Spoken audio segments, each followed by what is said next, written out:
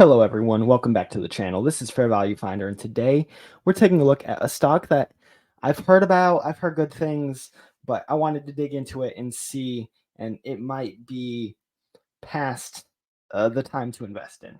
So today we're talking about Pool Corporation, ticker POOL, the company who's known for selling pool supplies. Now, the fair value looks pretty nice here, $552 for a stock trading at 409. We would be looking to get into the stock around 386 and would want to reevaluate in the 600s. But that's a best case scenario because there's just been some insane growth in the stock over the past few years, and projecting things out, it ends up being incredibly high. For example, the cash flows. This company looks incredible on cash flows, really strong cash flow growth, but that's because from 2020 to 2021, there was a pretty big dip. And since then, they've been climbing back. They cash flow yield was 9.5%. It's climbed up to 14.9, and if it continues at this rate, it'll get to 19.1, which is getting pretty hot. So I'm not sure that there's a lot of room left to grow that cash flow, especially since the revenue is growing single digits and low single digits at that from analyst expectations. See, with that 30 to 45% growth year over year, cash flows can really change your equations and your valuations for this stock. Earnings yield, it does look overvalued from an earnings standpoint, yielding 3.35%. We'd really want to see earnings per share of 20.45 on this stock. That'd give us the at least 5% earnings yield that we like to see, and that's nowhere to be found. The highest that they came in 2022, 18.89, dropped down to 13 in 2023, expecting to do 13.29 this year, and then grow to 14.73 in 2025. So nothing incredible there. Cash flows we touched on, average 10.5%. This last year, 14.9. If they can continue, they get into the 19% range. Although that's very unlikely. Dividend yield, currently yielding a bit better than the average. They are growing their dividend very quickly, and they are completely safe too because they're even at the low end of our safe dividend range. 30 to 50% as a payout ratio is completely fine, completely safe, and they're at 32.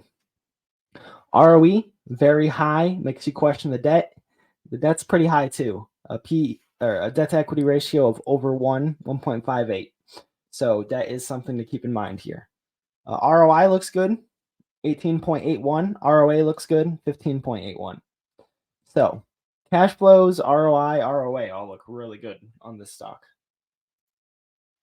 Margins, they're down a tad off their normal gross margins, 30%. They came in just shy of 30%.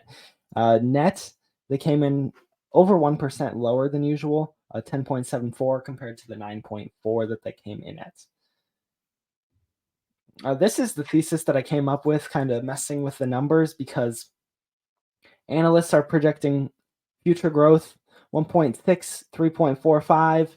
If we go around the midpoint of that, I mean, they had some good growth years previously. They've been slowing down more recently. So really, it looks pretty fair to say something in the 1 to 2% range, but we'll put it above that range to see what that will give us. Share count, they have consistently been buying back shares. Looks like almost exactly 1.3% every single year. So that is very good, something that we like to see. Cash flows, I brought that down to 4.1% because that'd put them in 5 years at a 21% cash flow yield, which is pretty high. I mean, they could maybe do a little bit more than that, but at only 2.5% revenue growth, very unlikely that cash flow is going to continue growing at 30-40%. Assets slowed way down, as well as liabilities. I'm just putting what they've done over the last 2 years because maybe they were investing heavily and are kind of slowing down from all of that. Dividend 12%, a little bit lower than what they've done because it's harder over time when you're paying out a higher dividend to raise it at the same rate. And then margins, 2.5% growth. That'll take them back to around their average over the course of the next few years. In fact, we might be able to do a little bit better than that, and maybe 2.8% growth takes them a little bit over average over the next 5 years. And what all of that gives you is an average return of 7.4% a year, because none of these numbers are phenomenal, but they're realistic. I mean, 21% cash flow yield, margins above their average, a 2% dividend yield. These are all completely reasonable numbers. And so if you buy at today's price of $409,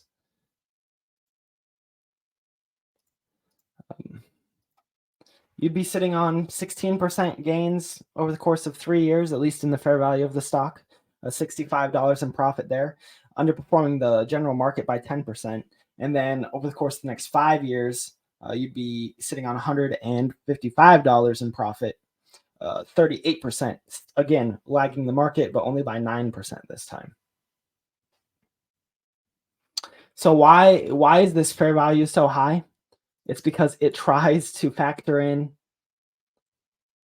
the present, the past, and the future, as well as the discounted cash flows. And the future is calculated off recent growth rates.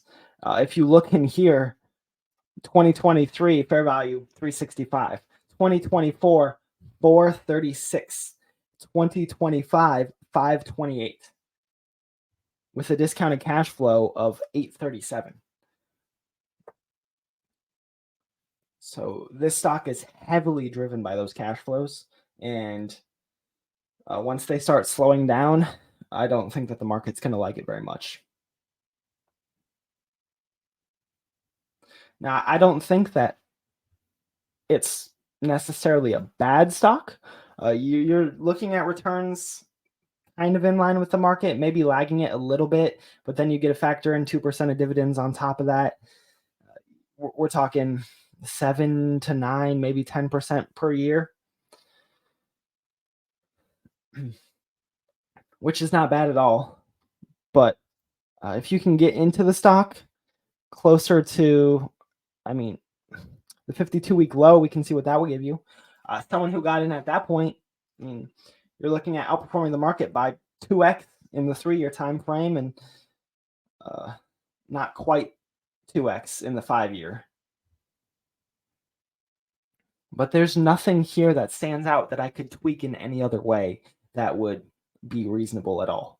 I mean, maybe we can grow the assets a little bit, but that's not going to have a massive impact on the fair value of this stock. The cash flows are what really matters here, and 21% is getting pretty high. I mean, if we take this up to 5%, takes the cash flow yield up to 22, and you'd be looking at underperforming the market in the 5-year time frame by 6% now. I mean, if they can keep up that 30, that's where things really are different. I mean, if they can come in with another 30% cash flow growth, we're talking 2 to 3x market returns on the 3-year time frame and 3 to 4x on the 5-year, with average returns of 23.4%. But again, to me, that's not reasonable. To you, you might think it is, but at that point, their cash flow yield would be higher than their gross margin if they come in at the projected revenue growth. Now, best case scenario here, they get back to that 12% revenue growth that they had shown previously. Now it's only 41% cash flow yield, and the stock is doing even better. So at the end of the day, it's what's your thesis for the stock? It honestly doesn't seem to be trading at awful valuations for what its performance has been over the last couple of years, but that is up for you to decide. I had a few people ask about this spreadsheet. It's very custom, and it takes quite a bit of work for me to get in all of the numbers and formatting and equations, but I'll work on creating a tool for members once we hit that threshold. So that's 500 subscribers. I'll be able to create a membership for the channel where I will do portfolio reviews, put out a tool for you to dig into your own stocks and see what the thesis that you believe will yield in returns. So I want to thank you guys for watching. Please like if you enjoyed the video, comment what other stocks we should take a look at, and subscribe so you can stay up to date with everything. And I'll catch you next time.